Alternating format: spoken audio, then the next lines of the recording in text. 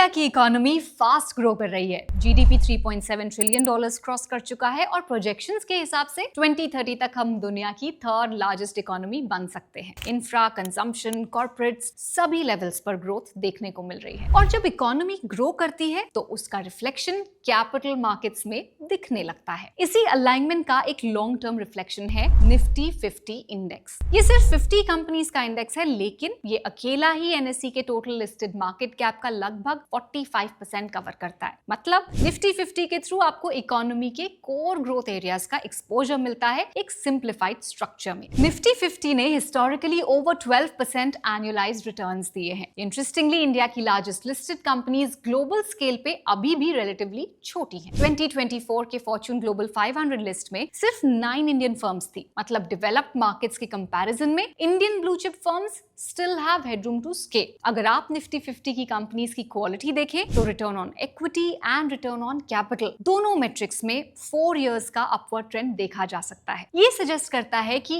इन companies की capital efficiency और profitability दोनों में इंप्रूवमेंट हो रहा है। इस पोटेंशियल को इजीली एक्सेस करने के लिए ग्रो म्यूचुअल फंड ने लॉन्च किया है grow Nifty 50 index fund. Grow Nifty 50 index fund के ट्रैकिंग एरर को मिनिमाइज करने के लिए ग्रो म्यूचुअल फंड ने अपना प्रोप्राइटरी स्पीयर टेक सिस्टम को डेवलप किया है जो हाई फ्रीक्वेंसी रीबैलेंसिंग के थ्रू इंडेक्स को क्लोजली ट्रैक करने का एम करता है। अगर आप लॉन्ग टर्म वेल्थ क्रिएशन के लिए इंडिया की ग्रोथ स्टोरी का हिस्सा बनना चाहते हैं तो ग्रो निफ्टी 50 इंडेक्स फंड को कंसिडर कर सकते हैं। NFO is open till 16th of July. Explore today. Mutual fund निवेश बाजार जोखिम के अधीन है।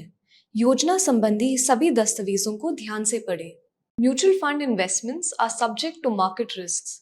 Read all scheme related documents carefully.